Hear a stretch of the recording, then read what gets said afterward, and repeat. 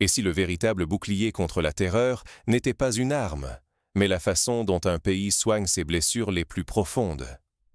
Lorsque le président Ibrahim Traoré proclame que le Burkina Faso sera le tombeau du terrorisme, il ne lance pas un simple défi à l'ennemi. Il scelle une promesse, celle de ne jamais abandonner les familles des héros tombés, ces veuves et ces orphelins dont la vie a basculé à jamais. Derrière cette déclaration, une obligation morale s'impose. Protéger ceux qui restent, honorer leur douleur et leur offrir plus qu'une commémoration. Cette responsabilité s'incarne aujourd'hui à travers l'Asovovig, l'agence nationale créée pour soutenir, accompagner et défendre les droits des veuves et orphelins de guerre. Anna. Ce choix politique va bien au-delà de l'aide ponctuelle. Le Burkina Faso s'engage dans une refondation nationale où le sort des familles endeuillées devient le socle d'une cohésion retrouvée et d'une reconstruction durable. Oublier ces familles, ce serait accepter des cicatrices invisibles et ouvrir la porte à une division profonde au sein du pays. Mais ce tournant inédit, qui place la mémoire et la solidarité au cœur de la lutte contre la terreur, a-t-il vraiment le pouvoir de changer le destin d'un peuple? Pour saisir toute la portée de cet engagement, il faut revenir aux origines de cette politique et comprendre comment le Burkina Faso en est arrivé là. Autrefois, la charité. Aujourd'hui, la responsabilité de l'État. Cette phrase résume à elle seule le bouleversement profond opéré au Burkina Faso dans la manière de soutenir les victimes de guerre. Avant la fondation d'Asovovig, l'aide venait par à-coups. Quelques dons, des collectes improvisées, des gestes émouvants, mais toujours limités et dispersés. Beaucoup de familles endeuillées restaient seules face à la douleur, oubliées dès que l'émotion retombait. Aucune structure ne garantissait que chaque veuve ou orphelin reçoive l'aide nécessaire, ni que cette aide dure dans le temps. Tout a changé lorsqu'une décision majeure a été prise: créer un fichier national centralisé des victimes. Ce registre unique, soigneusement tenu à jour, permet d'identifier précisément chaque bénéficiaire, d'éviter les oublis et de lutter contre la fraude. Plus aucun nom ne se perd dans la tourmente. Chaque vie touchée par la guerre est désormais reconnue et suivie par l'administration. Ce virage, c'est l'abandon d'une assistance ponctuelle au profit d'une prise en charge permanente et organisée. L'État burkinabé ne réagit plus dans l'urgence. Il planifie, il structure, il assume ouvertement la responsabilité de ses héros et de leurs familles. L'aide n'est plus une faveur, c'est un droit. Ce système est vital. Sans lui, la désorganisation et l'inefficacité minent la confiance nationale. Les victimes risqueraient de l'oubli, la société se fragmente, la cohésion s'effrite, et l'État perd sa légitimité. Aujourd'hui, au contraire, chaque démarche, chaque versement, chaque accompagnement est orchestré pour garantir la dignité et la protection de ceux qui ont déjà tout perdu. Mais au-delà des nouvelles structures, comment ce changement se traduit-il dans la vie quotidienne des plus vulnérables? Dans un instant, nous verrons comment l'État transforme concrètement le destin des veuves et des orphelins, donnant un nouveau sens à la solidarité nationale. Quand l'État s'engage, la douleur devient moteur d'avenir. Au Burkina Faso, la perte d'un parent ou d'un époux sur le champ de bataille ne condamne plus à l'oubli ou à la précarité. Grâce à une volonté politique rare, l'État fait de chaque famille endeuillée une priorité vivante de la nation.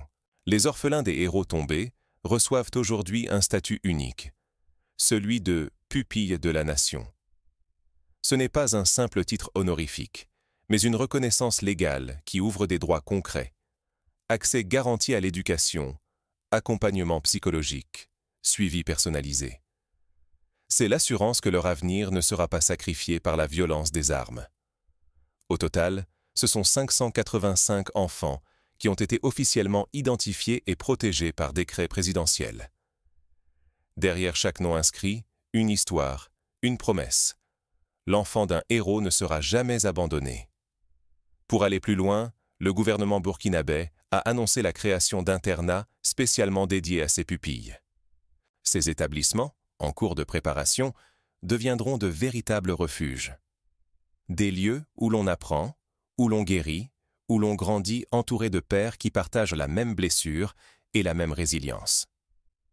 Ici, l'État ne se limite plus à offrir de l'aide. Il construit un cadre de vie et d'épanouissement durable. Ce modèle tranche radicalement avec ce qui se fait dans les pays voisins. Là où certains se contentent de bourses ponctuelles ou de gestes symboliques, le Burkina Faso ose une politique institutionnelle ambitieuse, intégrant la mémoire du sacrifice dans le cœur même de la République. Les pupilles ne sont pas des assistés, mais des citoyens en devenir, perçus comme des forces vives à préparer pour le futur. L'enjeu est immense.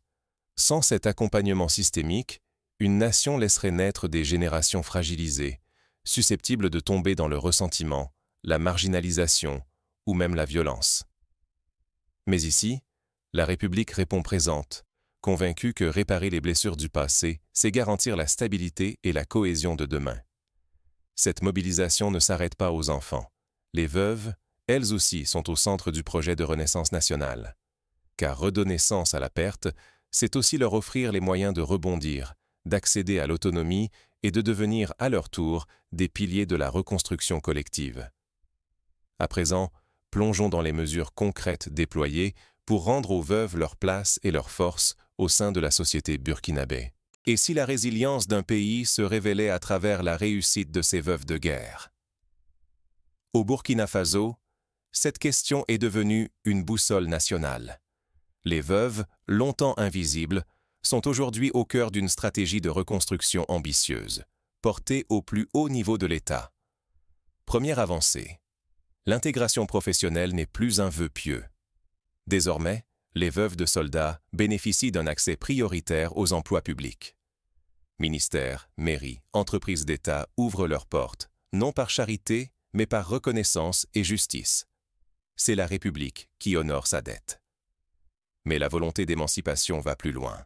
Le soutien à l'entrepreneuriat s'institutionnalise.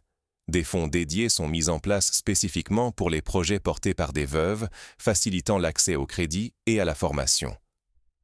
Les banques et institutions publiques ne ferment plus les guichets. Elles accompagnent, elles investissent dans ces femmes résilientes. Un exemple parle plus fort que 1000 discours. La Loterie nationale vient de former et d'embaucher 20 veuves issues des rangs des familles endeuillées. Pour chacune, cela veut dire un salaire stable, une autonomie retrouvée et la capacité de subvenir elle-même aux besoins de ses enfants. Leur embauche devient un symbole, la dignité retrouvée par le travail, la reconstruction collective qui prend racine dans le quotidien. L'indépendance économique n'est plus un luxe ni une exception.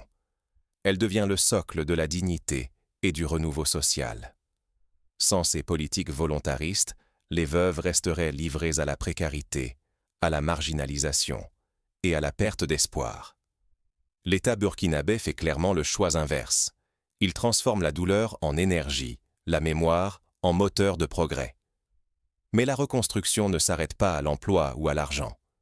Elle exige aussi de penser les cœurs et de retisser le lien social, car la renaissance d'une nation passe autant par la solidarité que par l'économie. Guérir ensemble. Au Burkina Faso, le deuil devient une force nationale. Après chaque tragédie, le pays refuse l'isolement des familles touchées. Le gouvernement organise des semaines entières consacrées au soutien psychosocial et spirituel.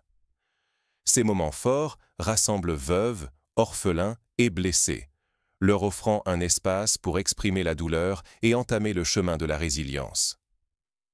Cette solidarité prend racine dans une mobilisation sans précédent. Chefs religieux, responsables militaires, mais aussi psychologues et travailleurs sociaux, unissent leurs voix et leurs gestes. Ensemble, ils rappellent à chaque famille endeuillée qu'elle n'est jamais seule dans sa souffrance. L'approche est globale. L'État, l'armée, les églises et les associations avancent main dans la main. Au-delà des cérémonies, c'est tout un écosystème de soutien qui s'organise, du réconfort moral à l'accompagnement pratique et administratif. Peu à peu, la douleur se transforme en fierté collective. Le sacrifice des soldats ne laisse pas un vide, mais devient la sève d'une nation plus soudée, plus fière de ses enfants et de ses valeurs. Ce partage du chagrin nourrit la résilience nationale et soude la société autour d'un projet commun. Mais le risque reste tangible. Sans ces rituels, sans ce réseau d'attention, les endeuillés pourraient s'enfermer dans la solitude et la défiance, fragilisant l'unité nationale et la confiance envers l'État. Restons alors attentifs.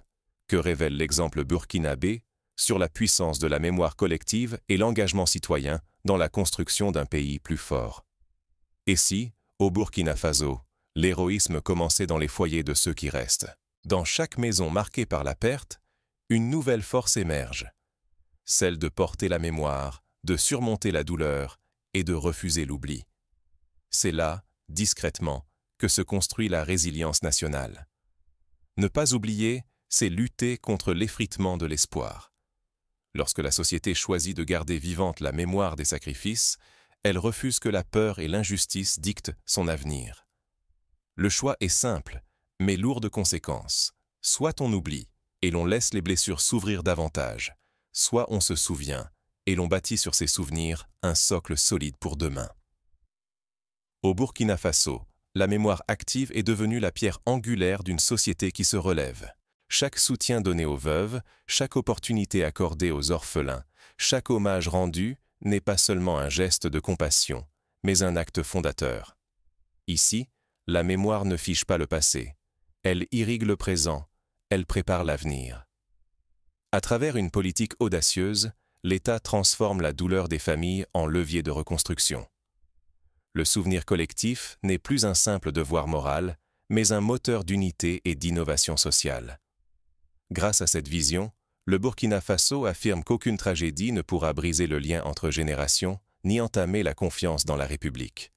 Car oublier, c'est laisser la peur et l'injustice façonner l'avenir. Se souvenir, c'est oser croire que les enfants de soldats tombés, les veuves qui relèvent la tête, portent en eux la force de refonder le pays. Leur mémoire devient la meilleure arme contre la fatalité. Finalement, la vraie victoire contre le terrorisme ne se remporte pas seulement sur le champ de bataille, mais dans la capacité à protéger, à éduquer, à donner une place centrale à ceux que la guerre a touchés. C'est cette mémoire active, portée par chaque citoyen, qui façonne la société résiliente de demain.